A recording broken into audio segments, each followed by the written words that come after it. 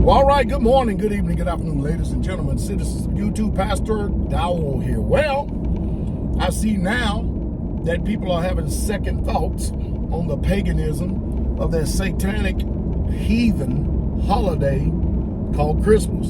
As a matter of fact, some of y'all asking me what is going on. First of all, you know what's going on. Just listen, believe a man when he starts talking to you, just believe what he says, because he's telling you exactly what he believes.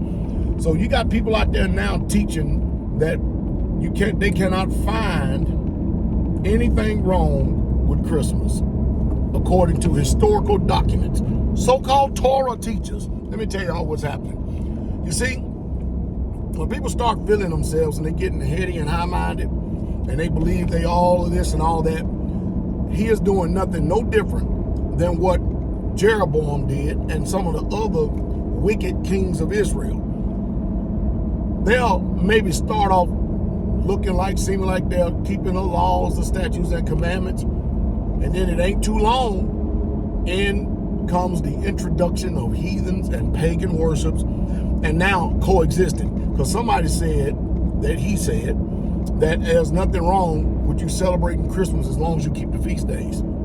That's called coexistence. The Most High Yah don't coexist.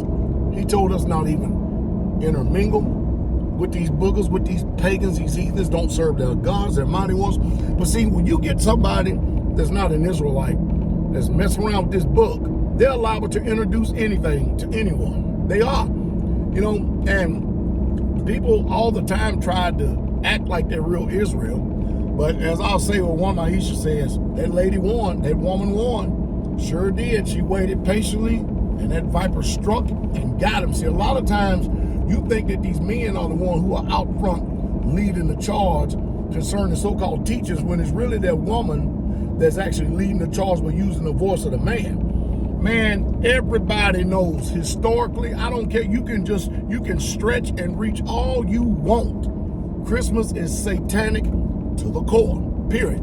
It stems from heathenism, paganism. So the next thing you know, you're going to watch these same people, they're going to start making justification for Easter. Next thing you know, they're going to make justification for Sunday. And all of a sudden, in their generations, they're no longer going to have any resemblance whatsoever at all that they were at one time keeping the laws, statutes, and commandments, the rules and guidelines, the law of Yah, the Torah law, Yah, at all. But they will be remembered for turning their backs on the Most High Yah and going out there and teaching men to do so. Whoo, can you believe that? You leave sun worship, you come to the knowledge of the truth, and then you go back to sun worship again. You leave heathen satanic holidays, then you turn around and go back to it again. You turn back to the weaker, beggarly elements of this earth, of this world. How can you be redeemed? You're crucifying the Son of Yah afresh.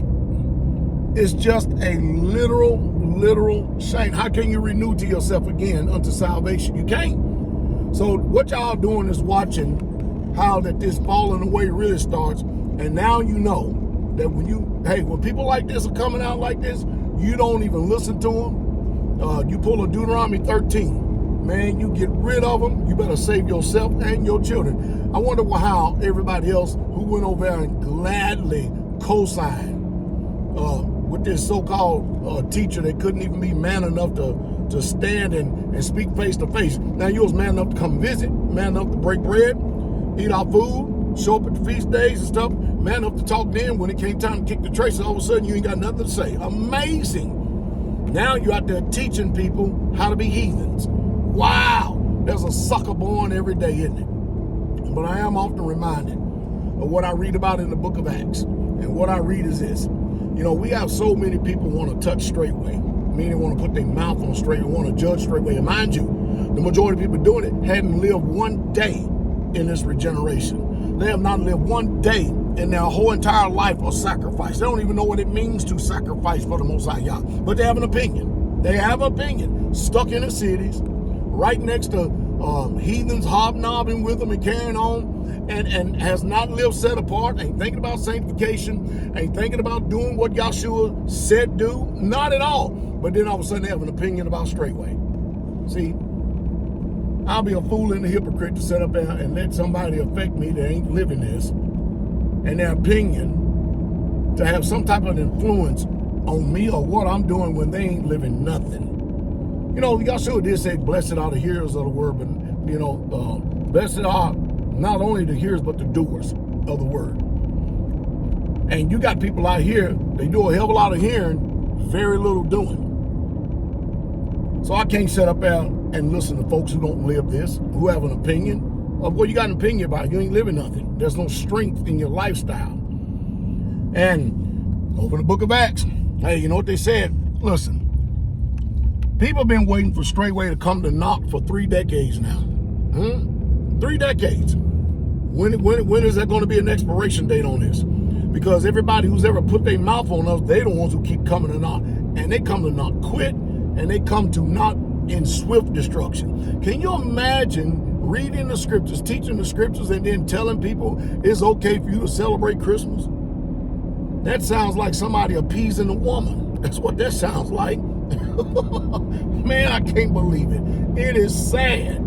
Talking about we ain't got no historical document. We got more than that. We got a hell of a lot more than that.